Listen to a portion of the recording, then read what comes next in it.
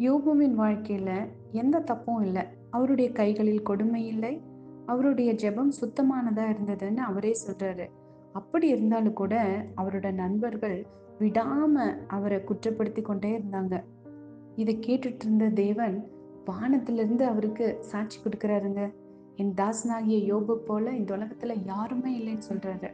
அதே மாதிரி உங்க வாழ்க்கையில நீங்க எந்த தப்புமே செய்யாம மத்தவங்க உங்களை திட்டிட்டு இருக்காங்களா, குற்றப்படுத்திட்டு இருக்காங்களா, கவலைப்படாதீங்க. உங்களோட சாட்சியும் பரலோகத்துல இருக்குது. இப்போதும் இதோ என் சாட்சி பரலோகத்தில் இருக்கிறது, எனக்கு சாட்சி பகருகிறவர் உன்னதங்களில் இருக்கிறார் அப்படின்னு சொல்லி யோபு 16:19 யோபு சொல்றாரு. அதே போல நீங்களும் சொல்லுங்க. பூலோகத்தில் வாழ்ந்து கொண்டிருக்கிற ஒவ்வொரு மனுஷனுடைய சாட்சியும் பரலோகத்தில் இருக்கிறது.